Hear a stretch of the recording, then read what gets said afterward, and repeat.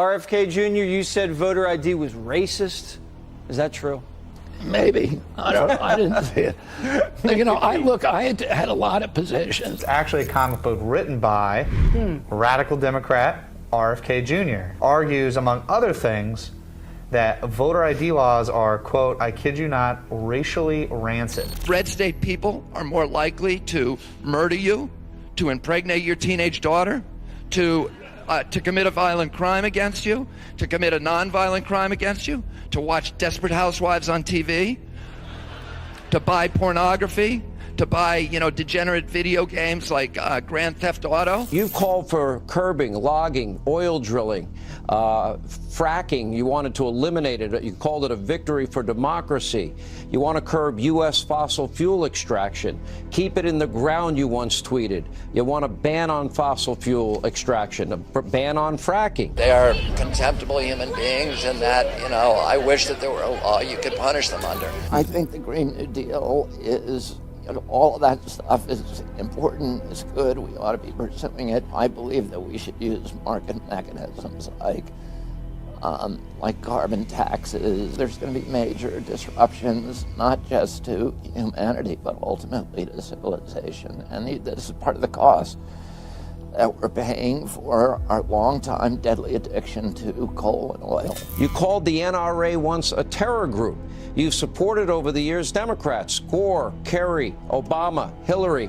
You've praised Bernie Sanders multiple times. You support affirmative action. Senator Bernie Sanders is finally endorsing Hillary Clinton today. Do you endorse her? Is she that leader? Yeah, and I'm very close to Bernie.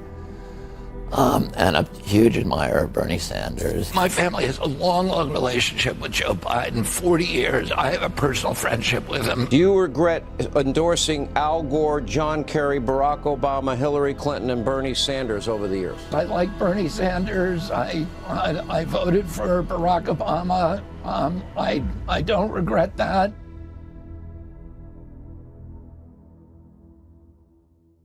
And Trump came in and said, I'm going to run the country like a business.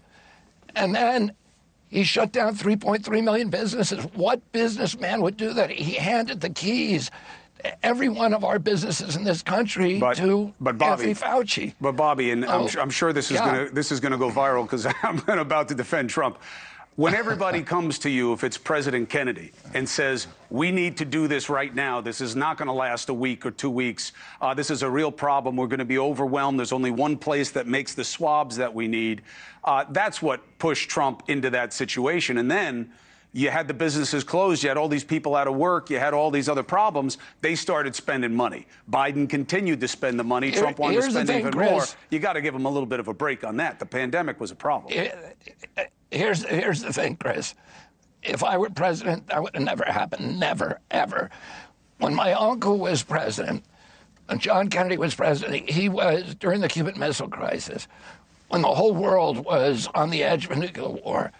He had 11 of the 13 top advisors, what they call the XCOM committee, telling him he needed to invade Cuba. If he had gone ahead and done that, it would have been the end of the world. We now know. So, and he said, no, he researched the issue himself. He said, show me the aerial photos. He asked the CIA, what is Khrushchev going to do? Isn't it going to make, if we go in and kill his gun crews in Cuba, isn't he going to have to come into Germany? And isn't that going to end up in a nuclear war? He asked the questions. He went granular. He did the details, and he figured out a different solution. And we need that kind of president today, and we needed it during the pandemic. And unfortunately, we got two presidents who made a series of bad choices, drove up a $16 trillion in costs, destroyed an entire generation of kids and their learning, did things that nobody in their right mind would have done during a pandemic, that violated every pandemic protocol that we've developed over 50 years. You do not shut down a country for a respiratory illness because everybody knows it's going to go through anyway, and it was an illness that spread indoors, not outdoors, and we knew that from the beginning. Right, but they were trying to keep people from being in collections. Because remember, the people who made the protocols were also the ones telling the presidents to go this route, and it was echoed in many places all over the world. But I get the discrepancy on it. I get the discrepancy. They were violating their own protocols, and nobody asked. You had people telling us, trust the experts. And of course, that is not a feature of science. That's not a thing. Trust the experts is not a feature of science. It's not a feature of democracy. It is a feature of religion and totalitarianism. But in democracies, we don't do that. We question everybody, and we need a president who knows that. Final thing, what do you think of the RFK Jr. independent campaign and the Democrats' relentless attacks on him? Well, I think he's a nice guy. I've known him. He's extremely liberal. He's more liberal than anybody. He's more liberal than the Green Party. And so I don't know. I would imagine he'd not be good for them. But you don't know how that plays out. He gets a certain, not many points, but he gets some. But they say he hurts Biden. I'm not sure that that's true. I think he probably hurts both. But he might hurt Biden a little bit more. Right. You don't know. But he's got, not a lot of points, but maybe enough points to make a difference one way or the other. But he's a very liberal guy. A moment ago, you said you essentially see Trump and Biden as the same, different issues. But do you really believe that when people talk about the threat to democracy that Trump poses, do you really think that is an equal evil to Biden? I mean, listen, I can make the argument that President Biden is a much worse threat to democracy. And the reason for that is President Biden is the first candidate in history, the first president in history that has used the federal agencies to censor political speech, so to censor his opponent. I can say that because I just won a case in the Federal Court of Appeals and now before the Supreme Court. It shows that he started censoring not just me. 37 hours after he took the oath of office, he was censoring me. No president in the country has ever done that. The greatest threat to democracy is not somebody who questions election returns, but a president of the United States who used the power of his office to force the social media companies, Facebook, Instagram, Twitter, to open a portal and give access to that portal to the FBI, to the CIA, to the IRS, to CISA, to NIH, to censor his political critics.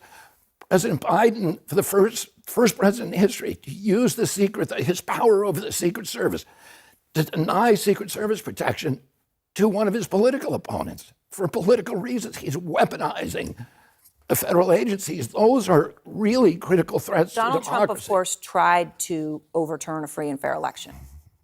He tried to overturn one, right? He's still fighting in court. Yes. How is that not a threat to democracy? Well, I think that is a threat to democracy. If him trying to overthrow the election clearly is a threat to democracy. But the question was, who is a worse threat to democracy? And what I would say is, I'm not going to answer that question, but I can argue that President Biden is, because the First Amendment, Aaron, is the most important. Adams and Hamilton and Madison said, we put the guarantee of freedom of expression in the First Amendment because all of our other constitutional rights depend on it. If you have a government that can silence its opponents, it has license for any atrocity. So just to be clear, you're saying you could make an argument that President Biden is a worse threat to democracy than Donald Trump. That's what you just said. But who else has ever tried to send, what president in history has ever tried to censor political opponents? What president has weaponized the federal agency? When my father came into the Justice Department, the first week he was there, he got all of the branch and division attorneys together, and he said, whatever we do, we are not going to use the power of the Justice Department for political reasons. Trump, of course, has said that he would do that. He has said that he would do that. Of course, and that is reprehensible. And he is the only president who's tried to overthrow the results of an election. Well, let me say something about that. I'm not going to defend President Trump on that. That was appalling. And there's many things that President Trump has done that are appalling. But in 2001, we had an election stolen in this country during the Bush-Gore election. In 2004, I wrote an award-winning article for Rolling Stone that showed how that election was stolen from John Kerry. So I don't think, and most Americans agree with me about 2001, that it was a stolen election from the Democratic Party candidate. So I don't think people who say that the election is stolen, not that we shouldn't make pariahs of those people. We shouldn't demonize them. We shouldn't vilify them. What we should be doing is saying, let's all get together, Republicans and Democrats, and fix the election system so that it cannot be fixed, so that we're the exemplary democracy of the world. We ought to, Las Vegas, let me tell you this, Las Vegas is built on machines that can count and never make mistakes. Can't we make an election machine, and can't we have an electoral process that every American says whatever happens, okay, hold on, but it can't be fixed. I understand that we want elections to be as perfect as they possibly can be, Yeah. and one should not use the fact that the election was not stolen and was not cheated to not try to perfect it. I understand that distinction, but when you do as you're doing, and you open the door to, well, we want every machine. You're opening the door to people who can say, well, then that's exactly what I'm saying. The machines miscounted, the machines did this, but they didn't. Every single analysis has shown that that did not happen, right? As you know. Do you worry that you're opening the door for people to believe this? Look at the Republican primary voters and that they believe. I'm not worried. I don't worry about how people might misinterpret my words. What I said, I mean, and I'm careful about how I use language. Oh, I'm not saying that election was that there was cheating. I've never said that. What I've said is that there are problems, particularly, Aaron, if you don't have paper ballots. The election machines can be fixed in various ways, and that's just a fact.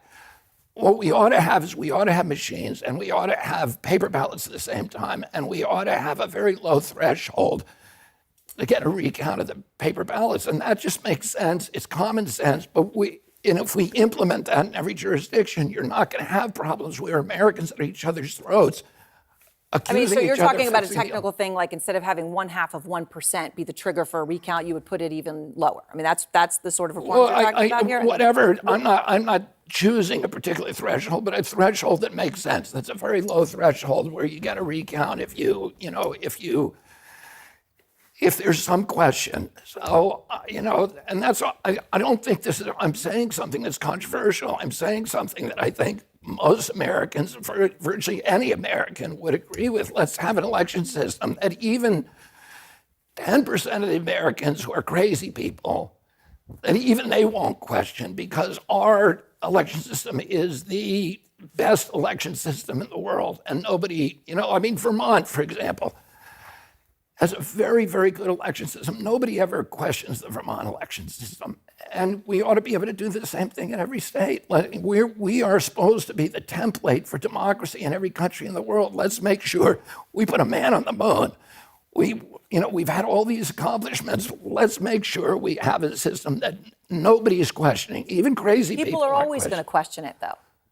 Well, they're always going to question it, and that you want to narrow the margin of people who are questioning it to as much as possible by giving nobody any kind of legitimate claim about it. And that's all I'm saying. And what I'm saying is I'm not saying that President Trump won the election or that President Biden. And I've never said anything or suggested anything like that. All I'm saying is let's focus on the issues that bring people together, rather than constantly focusing on the polarization, on the issues that drive Americans apart and have us all at each other's throats with this very, very toxic polarization and demonization of each other. RFK announced a running mate this week, 35-year-old from the Tech Center, seems to be very progressive. They put it mildly. To put all three of you together, it widens your lead right now. How do you view RFK and his new running mate? Well, I've always liked him, and I've known him actually for a long time. I've liked him. He's a very liberal guy. He's probably the most liberal person in the race, including the Green Party. And so I think he's probably going to hurt Biden. I don't see him hurting me. Our people are solid. We have a very, very solid core. And I think that core is 60%. So RFK hurts him more? I think so, yeah. I think so. He's he's ultra liberal or ultra progressive, as they'd rather have. They don't like the word liberal anymore. You're supposed to use progressive, so therefore I'll probably use liberal. But he's a very far left person. Very, very. I think the most in the race. A lot of people were thinking, well, maybe he's going to hurt Trump. I don't see it. Once they see his record, they're going to understand how far left he is. He's a radical left person. And again, I've known him for a long time. I understand him. I like him. I get along with him. but that's his inclination. His running mate makes him look like a baby in terms of being left. She is really left, but she also has enough money from her husband that she can help him finance a campaign. I mean, the DNC is really misbehaving. They're really trying to block people. Yeah, they try to block you, right? They try to block me. They try to block Trump, and I'm not a fan of Trump's, but I want to be on a level, battlefield with him. I don't want to beat him because a court threw him out. I want to beat him because I'm able to make the argument to the American people that I should be president, and I have a debate and that kind of stuff. I don't think it's good for our country. I don't think it's good for the DNC. I think this persecution that the DNC has leveled, that people see that as unfair. Americans just viscerally are saying this guy is being attacked, and it's moving huge numbers of voters over to him because they're pissed at what the DNC is doing. Yeah. It's also terrible for America, who are supposed to be the exemplary democracy around the world. This is what they do in banana republics. Yeah. You don't want to run against the guy because he's popular, so you get a judge to throw him out. Yeah, that's a great comparison. And it's not America. Yeah. And they're doing the same thing to me. They're trying to make sure that nobody can vote for me, rather than having President Biden come out and say, "Here's why I think I should be a good president." Yeah. And here's why I think you shouldn't be. And let's have that discussion. Yeah. Not just say, you're not going to let me on the ballot. You're going to disenfranchise Americans so they can't talk to. Yeah. Any question? Would you debate RFK Jr.? RFK, I don't know anything about him. Look, RFK is polling very low. He's not a serious candidate. They say he hurts Biden. I don't know who he hurts. He might hurt me. I don't know. But he has very low numbers, certainly not numbers that he can debate with. And he's got to get his numbers up a lot higher before he's credible. But the numbers that he's taken away, they say will be against Biden. I don't know. I'm not so sure. It could be a little bit against me, but I don't see him as a factor. Well, Robert, one of the big issues for Democrats they've talked about is the threat to democracy. You raised some eyebrows yesterday when you were comparing the former president to the current president. You said in an interview that you believe that Joe Biden is a bigger threat to democracy than Donald Trump. This is what you have to say. Watch. When people talk about the threat to democracy that Trump poses, do you really think that is an equal evil to Biden? I mean, listen, I can make the argument that President Biden is a much worse threat to democracy. Why did you say that? And by the way, I said I can make that argument, and I think it's an argument that we ought to be having. President Biden has done something that no other president in history has done, which is to order media, particularly the social media, Facebook, Twitter, Instagram, YouTube, Google, to censor his political opponents. And I can say this because I just won a lawsuit in the Federal Court of Appeals, now before the Supreme Court, because he began censoring me 37 hours after he took the oath of office, swearing to defend the Constitution. White House officials were on email with Facebook saying to them, you got to take down his posts. Facebook actually pushed back and saying there's no misinformation here. This is actually what he's saying is accurate. And they had to make up a new term called malinformation, which is information that is accurate but nonetheless inconvenient to, politically inconvenient. So there's been the First Amendment was put in the Constitution.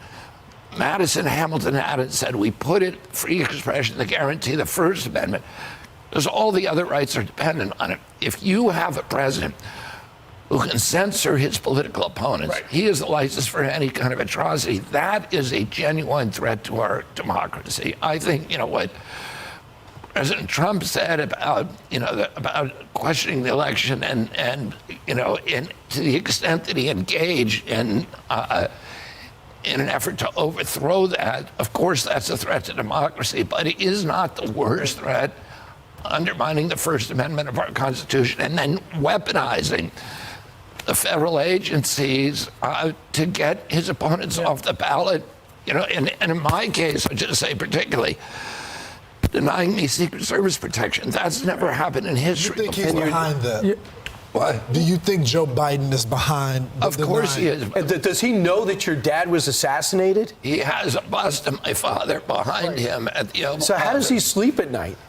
Well, I don't know, but it's just not right. You know, all of these, the use of the courts, the use of prosecutors, the use of all these federal agencies to change our political landscape is wrong, and we should be debating about it. You know what President Biden did with his censorship project is he told the social media companies, we're going to withdraw, we're going to bring an antitrust case against you, and we're going to withdraw your Section 230 immunity, which is existential for those companies, if you don't give us a portal to censor. And then who did he give access to that portal? The CIA, the FBI, CISA, the IRS, NIH. So you had all these federal agencies that were now able to silence people who were questioning their policies, and that is really anti-American and anti-democratic. RFK Jr. is, as you know, the most radical left candidate in the race. He's more so than the Green Party. He's more so than even crooked Joe Biden. But he's got some nice things about him. I happen to like him. Unfortunately, he is about the Green New scam because he believes in that, and a lot of people don't. They want to see our country become rich and wealthy and strong and powerful and lots of other things, and not waste money doing something that nobody wants and everybody knows doesn't work. I guess that would mean that RFK Jr. is going to be taking away votes from crooked Joe Biden, and he should, because he's actually better than Biden. He's much better than Biden. If I were a Democrat, I'd vote for RFK Jr. every single time over Biden, because he's frankly more in line with Democrats. RFK Jr.'s running mate, Nicole Shanahan, is also a very liberal person, but that's okay. She's got plenty of money from her ex-husband. Kennedy is a radical left Democrat and always will be, but he's a better man than Joe Biden, that I can tell you. It's great for MAGA. I hope he continues to run, but the communists will make it very hard on him to get on the ballot, as they did for him as a Democrat. He wanted to get on the ballot. They made it very, very difficult for him. They really went after him viciously, just like they go after me. Welcome to the crowd, RFK Jr. But the fact is that the Democrats are vicious, communist, fascists. They're horrible people. They really hurt him badly, what they did to him as a Democrat. That's why he's running as an independent. But expect him to be indicted any day now, probably for environmental fraud. He is crooked Joe Biden's political opponent, not mine. Biden can't speak. Biden can't debate. Biden can't put two sentences together. So I guess he's probably going to indict RFK Jr. But I'm glad that he's running. They will fight it out together. We have the right and we have the center, and we have even center a little bit left, if you can believe it or not, because that group is radical left. They want windmills. They want all sorts of things that are going to destroy our country, and we're not going to allow it. If you want to drive an all-electric car for a half an hour before you have to go home and get it charged, then you should vote for Joe Biden. But it's going to be interesting to watch the two of them fight it out. I do believe that RFK Jr. will do very well, and I do believe he's going to take a lot of votes away from crooked Joe Biden. Thank you very much.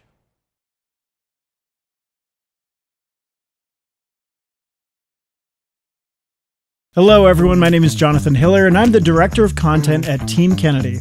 And today we're going to be talking about numbers. Nerd alert! All right, by now you probably know that Robert F. Kennedy Jr. is running as an independent candidate for President of the United States. But you probably have heard him spoken about like this. A spoiler candidate? A spoiler. Spoiler. Called Kennedy a spoiler. I'm a spoiler. But is this really true? I mean, is Bobby really a spoiler in this election? We looked into it, and now we have the answers. Now, the preface here is that most polls are conducted by mainstream media outlets, and typically they have 1,000 to 3,000 or so respondents per poll. And most of those polls have about a plus or minus 3% margin of error. Well, we conducted a nationwide poll of over 25,000 respondents, and our margin of error was 0.6%. That makes it by far the most accurate predictor of the 2024 election that we have thus far. All right, let's dive into the maps. This is the head-to-head matchup between Biden and Trump. Trump with 294 and Biden with 244. Trump wins by 50 electoral votes. And if you're a political nerd like myself, you know that that is not very close. And with Bobby as a third-party candidate, Biden only picks up 2 additional states, so he still loses to Trump. All right, now here is where it gets very interesting. In a head-to-head matchup, Robert F. Kennedy Jr. wins 367 electoral votes versus Joe Biden's 171. Now that is what we call a landslide.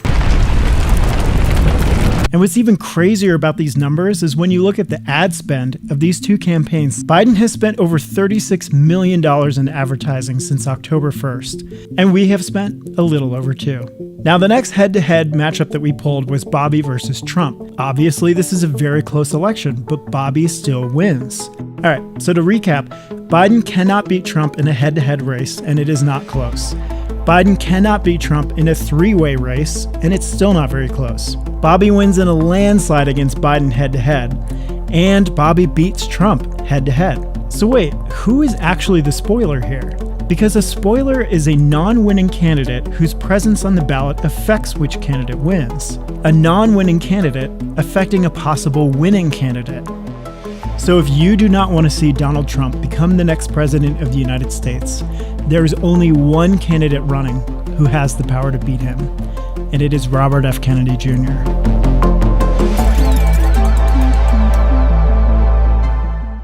Also, a Fox News poll came out a couple of days ago, and extraordinarily, the most popular major candidate right now, although he's for a third party, the We the People Party, is RFK Jr. Has an approval rating, rather a favorability rating of 47, followed by 2 points by the former president, and then Joe Biden is 6 points behind him. Yes, and I would say, because I've looked at a lot of this swing state polling with RFK in particular, it's kind of a mixed bag. Sometimes he hurts Trump, sometimes he hurts Biden, but I would say for the most part he hurts Biden. But there's one line in the Wall Street Journal poll I'd be looking at, which is half of Republicans view RFK favorably, only a quarter of Democrats. This is why it is so smart for former President Trump to define him for what he is. RFK is a Democrat. You heard former President Trump say, look, he picked a Democrat. This guy, for all intents and purposes, is a Democrat. And next week, when Trump says he'll announce his abortion stance, he would be wise to contrast him. I'm the pro-life candidate. He is not. If you're a Republican, you need to be with me. So that's suggesting that Donald Trump thinks that RFK would take voters from him. Yes, he said MAGA welcomes him. So he was very clear on that. Yes. All right, very good. Would you become the vice president of the United States if Donald Trump asked you to be his vice president? No, I would not. My marriage would not survive that. All right, let's talk politics. A brand new Fox News poll finds that independent candidate RFK Jr. actually beats both Trump and Biden in favorability, as you can see the numbers right there. And their campaigns are reacting to the growing chance that he could actually change the course of the election of 2024. That he has no path to victory. He is playing the role of spoiler candidate. He's probably the most liberal person in the race, including the Green Party. I think he's probably going to hurt Biden. I don't see him hurting me. We're going to start with Joe from Brookings, Oregon. Joe, what's your question? Keep it tight. Yes, would Mr. Kennedy be willing to do a one-on-one debate with Donald Trump, since we know Joe Biden's too senile to do it himself? I would love nothing more than that. It would be great to have a 3-person debate, but I will debate either President Biden or President Trump in any kind of forum that they want. Good luck with that. I don't even think they're going to debate each other, to be honest. I think we're living at a time when the 2 least popular mainstream party candidates in the history of our country are running. Both of them would actually win the prize for the least popular candidate in the history of a major political party. 80% of the public says that they don't want a rematch of 2016. They want other choices. And, now it's a 3-man race as of today. People who support Donald Trump feel that they're regarded by the elites as deplorable people and that, they're not part of our country. And I think Donald Trump made them feel like they were part of our country. Some of the tactics also pretty disgusting. We're hearing that the Biden legal team is throttling you guys by the throat. What's the truth? You mean my campaign? Yeah, I heard they're brutal. I mean, we released a poll today. We did, Jesse, the biggest poll that's ever been done, and at least in this presidential campaign. A typical poll has 2,000 people in it. We did a poll of 26,000 people. The poll is a value of about $200,000 to $500,000. So we did every state. What that poll shows, if I go head-to-head with Biden, I win 39 states, he wins 11. If I go head-to-head with President Trump, I win. If I'm in a three-way race, I lose because people are voting out of fear because they think the other guy, a vote for me is gonna put somebody they hate in office. But if I go head-to-head with either of them, I win. So if one of these guys drops out or doesn't run, Joe Biden or Donald Trump, RFK Jr. will be president. That's right. According to your polling. Yeah, but, and all the polls that have done a two-way race have shown the same thing. I would challenge anybody. Our poll has virtually a zero margin of error. Anybody who does that poll will end up with the same results. I beat Biden in a landslide, and I beat President Trump narrowly in the Electoral College. And that's really what you want to look at, the Electoral College. But I win them. I beat them both in the general election and in the Electoral College. Are you going to get on the debate stage with these two guys? And if you do, what's the strategy?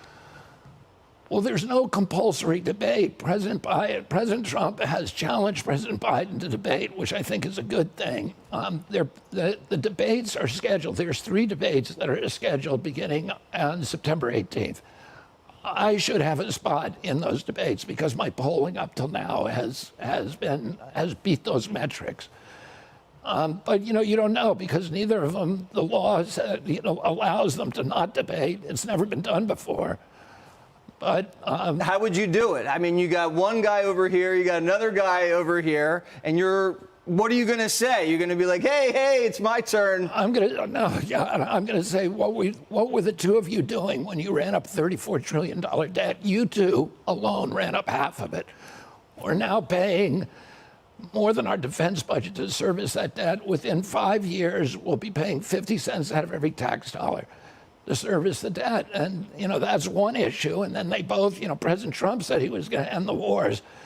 President Biden loves every war that he sees, but President Trump last week gave a bear hug to Biden and to Speaker Johnson and approved $61 billion to Ukraine. There's all these really existential issues that neither of them can really deal with. And one of those, Jesse, is the polarization. We are in a more toxic polarization and division than any time since the American Civil War. And President Biden can't solve it. President Trump can't solve it. If either of them get elected, it's just going to get worse because both of them feed on it. Both of them are telling all hate the other guy. And we need to have some common ground in America. Well, you're saying you're going to unify the country. Now, some dirty stuff's coming out. They're saying you were against voter ID.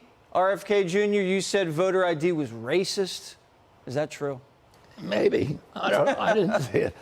I had a lot of positions. I went through an evolution like many people in this country. And, I said things years ago. I had positions years ago that I look back on and say there was nothing good about that. I think what I've said on the voter ID issue is that I'm going to issue voter passports, passport IDs to every American who can't afford them. That will end that issue. Okay, because you have to have voter ID to have a clean election. You got to have that. And by the way, Al Sharpton and Andrew Young and other civil rights leaders have said that if I issue that ID, they will stop their objection to demanding voter ID at the voting booth. All right, Al Sharpton, happy DEI Thursday tomorrow. RFK Jr., thanks for joining. So thank you very much. This is 8 days that we've all been sitting in this courthouse. This is all a Biden indictment. It's in order to try and win an election, political opponent. And nothing like this has ever happened. 8 days. As you know, the economy's falling apart now. Now you're seeing it, very little growth. It's going to get worse. Oil prices are going up. You have the college campuses all over closed down. Our country is going to hell. And we sit here day after day after day, which is their plan. Because they think they might be able to eke out an election, but I doubt it because the poll numbers are very good for us. I just want to say that I've invited Biden to debate. He can do it anytime he wants, including tonight. I'm ready. Here we are. I invited him to the courthouse that he has us tied up in with his administration. This is all being done through Washington. It's all a well-coordinated attack on a political opponent. But I'm here. I'm ready, willing, and able.